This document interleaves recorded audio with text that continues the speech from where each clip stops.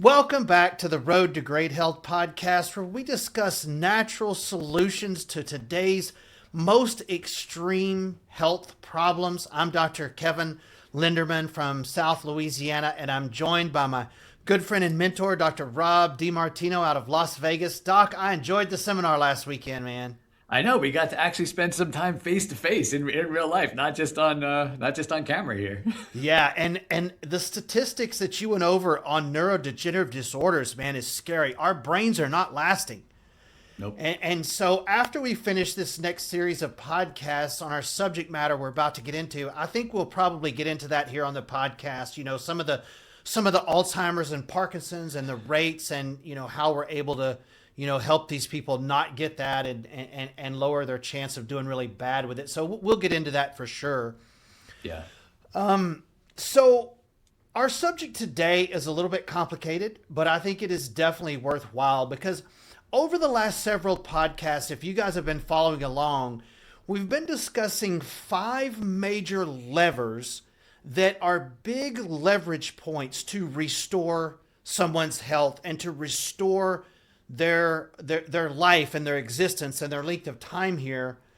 And the 5 levers really help us build up these next 4 podcasts where we're talking about the 4 big pillars of human health. And Doc, before you came on today, I was thinking about health and the way Americans view health. And I don't think people really even know what health means anymore.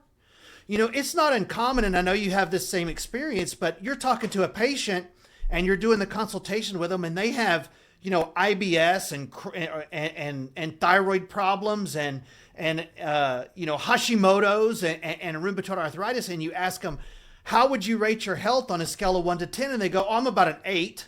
Yeah. You're an 8. Well, my favorite is, but other than that, I'm healthy. Yes. Yeah. I love that one too. And other than that, I'm healthy. And they'll go, well, I don't have cancer or anything. Oh. That's our standard. What would have to happen for you to consider yourself not healthy? Right. People are completely skewed on their idea of what health really means. And they think they're healthy if they have no symptoms. Well, having no symptoms doesn't even mean you're healthy. How many times have you heard he wasn't sick a day in his life and just died yesterday, right? Or if you flip that coin around and say someone might be throwing up, diarrhea, cold sweats, fever, vomiting, all that, they ate a bad piece of fish. What's the body doing? It's trying to throw that up. It's trying to get rid of that out of the body. It's sweating to get rid of the toxins. But what do? We take something to stop all of that because we have symptoms and health as the same thing, and they are not. Yeah. It may not be comfortable. Right. It definitely may not be a comfortable thing, but even fever is such a great example of that too. I mean, it's the first line of defense for your immune system. I mean, think of it this way. Why do you cook meat? Right? Why don't people just eat raw meat, right? Well, you cook it to try to kill any infectious stuff, bacteria and things like that inside of you. So same thing happens when you get a fever, right? Your body's going to bump the temperature up to try to neutralize this. The first thing we tell everybody is, whatever you do, get the fever down. Now, I'm not saying fever is comfortable, and there's probably a line where it can potentially go too far. But at the same time, everyone wonders why these things last out so longer. Yeah, a little bit of discomfort can get you a long way because your body is cleansing itself, much like the purge. Right. And so I want you guys to understand we are getting deep into the hardcore science of what causes health and what causes a lack of health. And it's stuff you've probably never heard of because most of these things, they don't have a prescription for. And so we really want to bring these concepts to you and make them simple where you can understand them. And these 4 pillars of human health are so important because if you get these things right, your quality and length of time on this planet will be longer. Yep. And if you don't get them right, your length of time and quality on this planet will not. Now, I'm going to tell you what these 4 pillars are. These are long words. Don't click away. We're going to make this simple. So I don't want your eyes rolling back and you clicking away just because there's some words, but we want you to have high redox, low heteroplasmy, proper autophagy, and apoptosis. Those are the four pillars of human health, and we've got to get all four of those right. Agree, Doc? Yeah, and again, you may not know what any of those words mean, and that's fine. They're fancy buzzwords. We can't name anything simple in medical terminology, but Right. we like to make it confusing. But they're actually really basic concepts, Right. right? They're really, really basic concepts when you break them down, right? Redox is what we're going to basically spend our time talking about today. Yeah. Redox is basically about how efficiently does your body make energy. Right. Heteroplasmy is talking about, okay, if we don't do well making energy, we're going to take damage. Right. And then autophagy and apoptosis is your immune system's ability to repair that damage, right? And handle that damage that happens. So really that's all that it is. But think about it this way. The more efficiently your body works, the better off you're going to be. Right. Right. The more you're going to get away with, the longer you'll be around, the better the quality. It's what everybody wants. But these concepts don't get talked about. I mean, I don't even really talk about them that often with patients in the front end. Because when I say the concept, well, like, oh, you're having that problem because your redox is bad, they're like, what's redox? Yeah. Like, I've never heard of redox potential. It can't be that. Why did they test me for it? I'm like, it is 100% that. It just doesn't show up on a real conventional blood work. You have to know what you're looking for in order to be able to kind of read between the lines. Yeah. And most traditional American doctors, they might have had this stuff their first year, when they were taking biochemistry or physiology in their first year of medical school. They may have had this, but they brushed right by that and then started learning how, each drug interacts with each other drug and how each drug affects each organ system. And they just sort of moved on from that. But it is the core foundation of health. And, like Dr. Rob was saying, the way I look at kind of redox is it's like a cell phone. You know how after your cell phone gets old and your battery doesn't quite charge, so you have to charge it more often? That's sort of like what redox is. And then when that doesn't happen, your DNA starts to damage. That's heteroplasmy. And then apoptosis and autophagy is, are you going to repair or replace the damage? And so it really makes a lot of sense the way your body actually needs to be healthy and function and repair. Yeah, and like I said, there's such fundamentally core concepts to how it works. And I personally think that redox is probably the most important thing that will happen in the human body. Because like you said, all of those other cascades are important, but they don't get involved if redox is good. Yeah. Right. So we don't get damage to DNA. The immune system gets to kind of chill out and do very little work, right? Because it's not going to get called in a lot to have to deal with all these different types of problems. So redox really ends up moving to the top of the list as importance, because if it goes bad, then we go into the cascade of bad. But if that pillar stays strong, the other pillars tend to stay strong as really well too. And it's a shame. I don't even know. I'm just trying to think now that you say that. I don't even remember them going over it in school with us. I don't remember this being a concept. This was definitely something I learned afterwards when I was out and searching around for all different kind of concepts. I don't even know if they ever even taught us that in school. Yeah, we certainly didn't spend very much time on it. Yeah, if we did, it was like a passing comment, and then you moved on to something else. Yeah. We blew past that test, probably made our C and moved on. Yeah, for sure. You were just trying to survive at that point. Trying to survive. Yeah. Exactly. Yeah. Well, so let's get into the idea of redox. And if you guys have heard us in the past talk about energetic debt, we've talked about that on several of these podcasts. Really, the scientific name for that is high redox. Would that be right? Yeah. So again, like I was saying before, redox is basically the idea of how efficiently your body makes energy. So this is a concept. The word redox is actually broken down between trying to take two words into one. So it's a concept of reduction and oxidation. So that's where we get redox, right? So the reduction side of it is your body's ability to donate and use electrons, right? So really simple chemistry biochemistry overlay. You've got electrons, negatively charged, protons, positively charged, and neutrons, which are neutrally charged, right? They don't have a charge.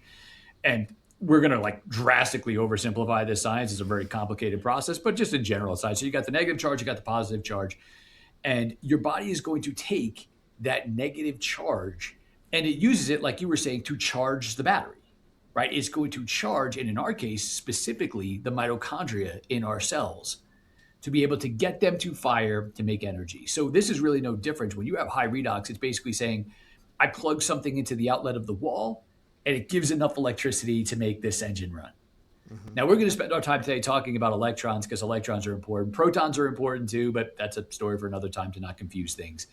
But that electron ideology is when your body wants to do something, it costs you an electron, right? So think of electrons like cash. They're like free liquid cash inside the money. Like you want to go get lunch, you give them cash, they give you your food back. If you want to detoxify something, it costs you an electron, right? If you want to make energy, it costs you electrons. It's going to cost your body electrons to spend, and we need to replenish these electrons and charge them so we can run all of these motors. So much like a car, right? When you burn fuel and you run, you make exhaust, right? So that's what oxidation is. Now, when we talk about oxidation, almost everybody thinks of inflammation, right? You are going to create inflammation, and if metal oxidizes, it rusts. So when you drive your car, you make exhaust. And I think we've used this example before, but that's why your car is outfitted with whatever machinery is in your car that makes you pass your smog test every year, right? When you got to go and get your license, your registration renewed, you got to pass your smog test to make sure that you're not poisoning everyone. Okay, that's like redox for your car, right? If those two mechanisms work well, you burn fuel efficiently and you don't make too much oxidation and poison everyone, you're good to go. Your cells do the same thing. When we have enough electrons, we run that electrical charge that allows your mitochondria to make energy and to transform energy. But in doing that, it requires oxidation, right? So as crazy as this sounds, your body makes a little bit of inflammation, and that's a good thing. I know everyone's like, oh, inflammation is bad in all forms, in every form. Not true. Not true at all. Now, too much inflammation is bad. But your body, it's a natural process. There's no way you're going to convert energy without making a little bit of inflammation. But the trick is, if you've got enough negative charge to offset that inflammation, guess what? It stays under control. And we don't damage anything. And that inflammation doesn't hurt your DNA, and it doesn't cause pain, and it doesn't cause damage, and it doesn't make your immune system get involved. So that's where you were saying this ideology of good redox, high redox, is that we can keep these levels in balance so we can make energy, run all the systems we have to run, do all the different things that we have to do, but at the same time, create as little damage as possible on the other end in that form of oxidation. So redox balance is of critical importance to us because at the end of the day, yes, your brain has to think, your heart has to beat, your eyes have to see, your liver has to detoxify, your kidneys has to get fluid out. Every single one of those things is dependent upon energy. Yeah. That is the most basic human trait that we have. At the end of the day, if you boil us down to the most basic thing is we have to make energy, right? What's the difference between a live body and a dead body? I said that at a seminar this weekend. If I died while I was presenting to you guys, right? My body still has its organs. I still have chemistry. I still have blood. I still have calcium. I still have glucose, but I have no energy and I'm dead. It's the difference between life and death, but it's also the difference between poor quality and high quality. Yeah, absolutely. And, our mitochondrial dysfunction is something that, gosh, we just almost see in everyone. I mean, this is so common in our environment and sort of what we put ourselves through in 2025, 2026, that this is something that improving this is a huge pillar of solving today's worst chronic diseases. Yeah, it's funny because I got a phone call this morning and somebody, and they were calling for their son, and he has vitiligo, right? So autoimmune disease where the skin starts to lose pigment, and she's stuck on, well, I don't know why this has happened. How can this possibly happen? And it's tough because you're sitting there and you're like, oh, it's actually pretty simple, right? It's just a couple of pathways that you've never heard of before. Right? Like the gene that controls MSH, which is one of the main pillars, gets damaged and doesn't work right. And then they're not able to actually keep creating all of the different, they're not able to create the pigment. And then that oxidative stress then damages mitochondrial DNA.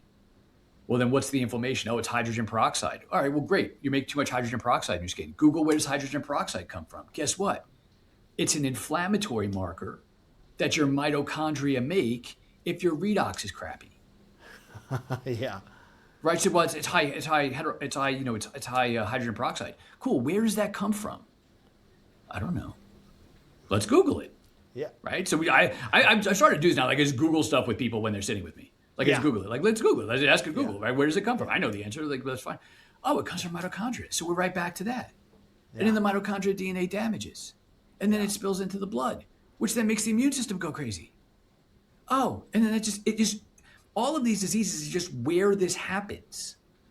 Right? Redox is a general term we use, but you could have different redox in different organ systems. Yeah. So it's such a wild thing to see. And I hate to make it like, it's simple because it's not really, but in the simplicity of it, like it's just these few things. We fix these few things, this problem goes away. Right. But at the same time, it's a concept that I actually stopped telling people about in advance because it would turn them away because they didn't know what redox was, so they immediately dismiss it.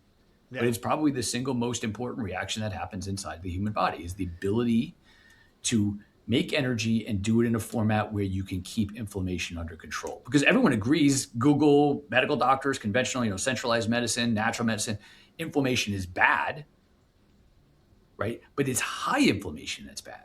Right. To that point, I'm sure we'll talk about this a little bit later. Can you over anti-inflame? Yes. Mm-hmm. You could definitely do that. Right. People taking too many antioxidants can actually hurt themselves. We see it quite a bit when we test this out. But because we lack the one blood work that everyone can run that just says, oh, your reduction is this and your oxidation is that, which leaves you here, it gets completely written off in the medical world. Yeah. And there's nothing they can prescribe for it either, Right. Yeah. And that's the ultimate. So Dr. Rob kind of went past this a little bit quick just there, but I know all of you have heard about antioxidants. Oh, you need to take antioxidants. Oxidation, creating inflammation, is why they say to take antioxidants. That's where that term comes from. So antioxidants slow down oxidation. And so that's why they're called antioxidants. And, right. Everybody hears of that, like vitamins, like vitamin C and all these vitamins. But slowing it down is one thing.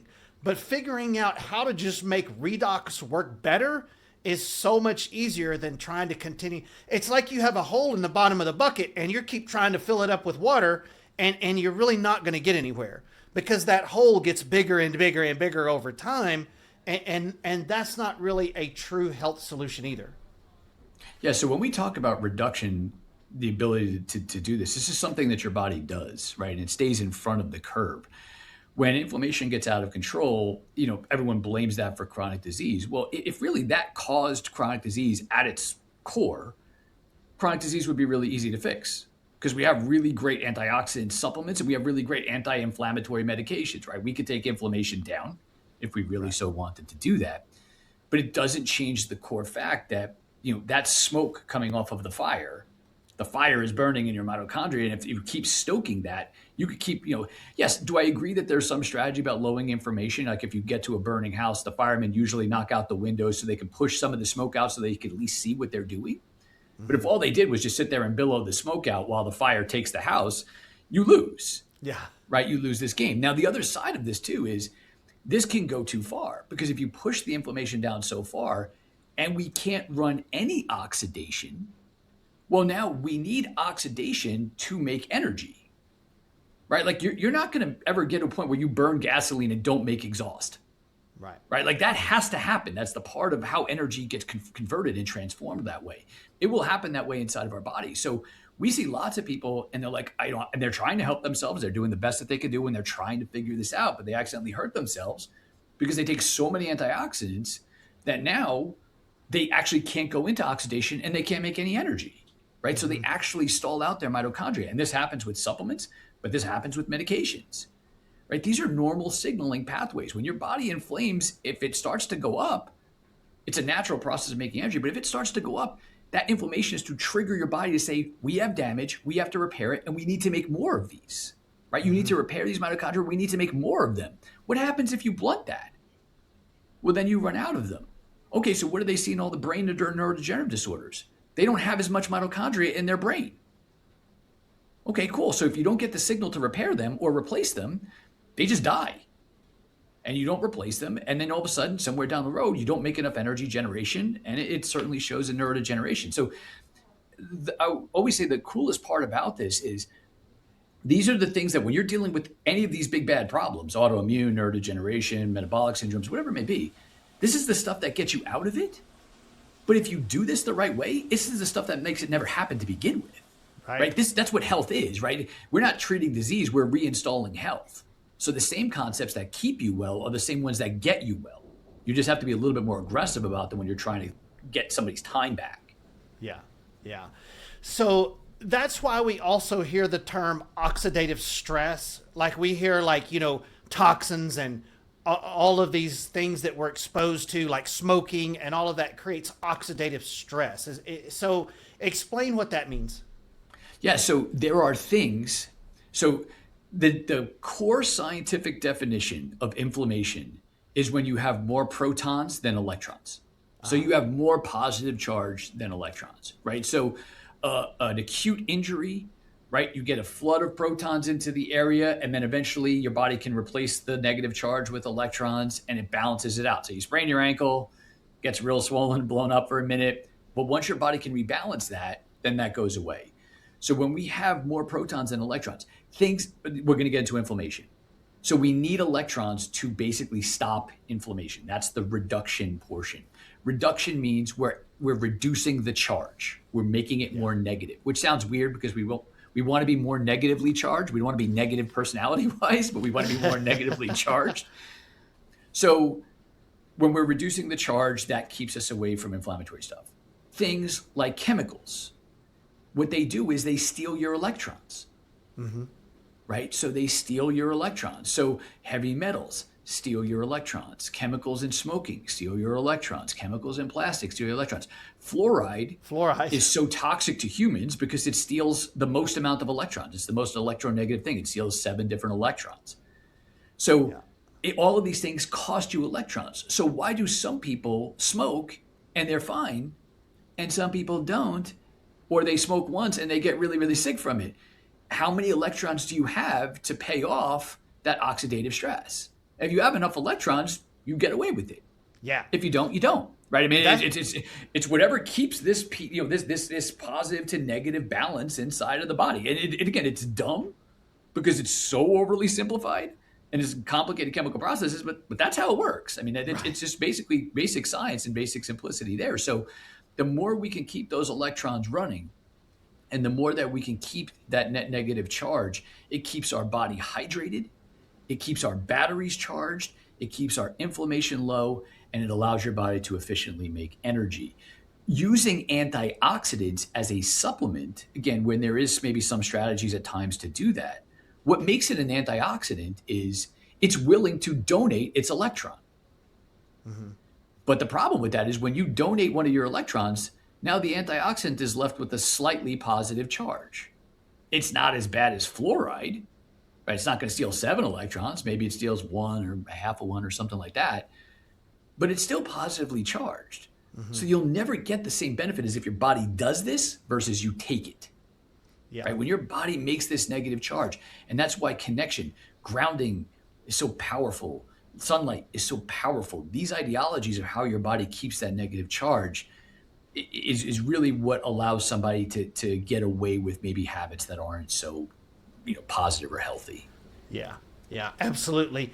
And so I want you guys to imagine something in your mind's eye for me that will explain our philosophy and what Dr. Rob has taught me over the last 15 years about the difference between traditional medicine and his methodology. He's the architect of our functional medicine program, by the way. And so I want you to picture a pyramid in your head.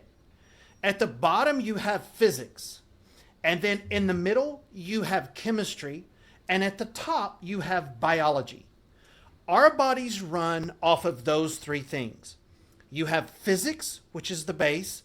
Then the chemistry is all of your blood work. What's your cholesterol? What's your blood sugar? What is your white blood cell count? And then at the top is biology. Now, in traditional medicine, they look at the top 2. They will change your chemistry with pharmaceutical chemistry, or they'll cut out your biology when it's not working well.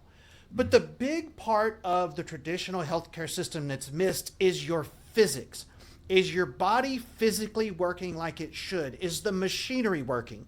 Are your mitochondria making energy? Can you detoxify? All of those things are really the physics of your body. And so in the program that he developed, we want to address all three, but the most important, the base of that pyramid, is your body's physics working the way that it should. Now, Doc, usually you draw that out on a whiteboard that makes it way easier to understand. I hope everybody kind of can picture that in their head, right?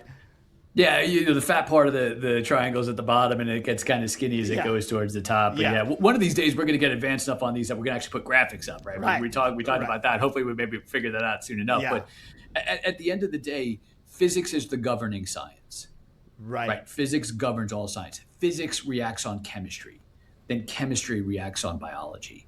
But trying to put chemistry in to react on biology that doesn't imply physics doesn't work. Right? That's why when so many people say, well, how do you do this? Well, you have to stimulate this repair, right? This is repaired by a signal. There is no chemical in your body that does it. It's a signal that creates a reaction on that chemistry to do it. Chemicals are inert, right? They don't do anything. Think about it. If you go on YouTube and you see like some of those science teachers who like trying to engage their students and stuff, they'll have the two beakers full of different chemicals, and they sit them down, and then when they pour them into each other, like it makes like some foam explosion or like whatever happens. Yeah. It's cool. It's fascinating stuff, right? But those chemicals are inert. They don't do anything, right? So if he puts them into two separate beakers and puts them down there and just stares at them, nothing happens. It takes some sort of energetic input to pick them up and combine them. Now he's doing that. Usually that's something that has to happen to our body. It has to be a signal to combine them, and then they explode and they create this either a good thing or a bad thing, depending upon what you're trying to create. But there is no reaction if they just stay separate. There is no reaction if there's no energetic input into them that will cause that to happen. So that's why you get the analogy of you get the people who come in and their blood work, they say, my blood work looks great, but I feel terrible. Right now, they may have not have run all the right blood work either, but at the same time, if their physics is bad and their chemistry is great, they're going to feel bad.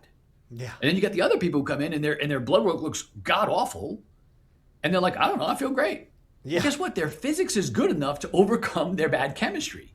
Now, we want to get greedy and have all three of these working right. We want to have the proper physics to affect the proper chemistry to affect the proper biology. That means everything is working. But when you exclude physics from this conversation, especially what we call biophysics, right? The relationship of physics, the creation of energy to make change on biology, that's not how only the body heals, but it's also how the body works. Yeah. So when we reinstall the physics, the body works the way it should. We install health the way we're supposed to, and then disease goes away, not because we managed the disease or treated the symptoms of the disease or treated the disease itself. We fix the problem at its source. Yeah. And I think that's such a huge part that gets lost out when people are just doing diet or vitamins or obviously pharmaceuticals, much worse down the line. Absolutely. And so, these four pillars of human health, good redox potential, low heteroplasmy rates, autophagy, and apoptosis is how you can have a grandpa that's 92 years old, smokes 2 packs of cigarettes and drink whiskey every night, and he's still running around doing what he wants, driving and, hanging out in the fields and planting tomatoes and all of that. That's how that works. For whatever reason, he got those four things right, and now he's able to live that long, healthy life. And those 2 packs of Pall Mall cigarettes couldn't touch him because he had enough energetic cash in his body to pay all those bills and still live a long, healthy, functional life for way up into his years. And the opposite of that is what we're experiencing with our patients today, where they're 30, 40, 50 years old with POTS and autoimmune and chronic fatigue and all of these just, life-altering disorders. And getting that body more back like grandpa's body is really what the physics of this is all about. And that's like we were talking earlier about, health and how we look at it and what it ultimately means. That generation could kind of get away with it. Right. Because they didn't have to be in this mindset now. Like we have to be aggressively trying to make energy. We have to be aggressively trying to keep this system working the way that it's supposed to. right? Because if we're not doing that, there's way too many things coming at us right now, right? We live under way more stress. We live under way more toxic burden. You live under way more, nutritional deficiencies because the food is just not the same. There's way more, all the EMFs, right? All the indoor lifestyle, all the blue lights. We live under a situation where all of these things are trying to actively steal our electrons. Right. So if we're not actively trying to replace them or actively trying to make energy in the most efficient way possible, we're not going to have the same lifespan. Right. And if we do, the quality is not going to be anywhere near as good. They didn't have to necessarily think about it, but the world has changed. We have to accept that. And you're either playing offense or you're playing defense. And if you're not playing offense, I'm telling you, you're going to have less time than you want. Yeah, and so the program that Dr. Rob developed for us is how to get back on offense, how to actually be moving your health forward instead of just patching up more and more conditions and just wishing for the best, because that is not the road to great health. And this podcast is named The Road to Great Health for a reason. So I hope you guys got a lot out of that. And we're going to get into the second pillar of human health next week called heteroplasmy. And so I think that'll be another interesting one for you guys. And if you got anything out of this, share it with a friend, somebody you know who's chronically sick. And if you missed any of our previous podcasts, go back and watch those. Doc, we got another good one today, right? I know, a little sciencey, but important stuff. Little sciencey, but man, it's the core of how your body stays healthy.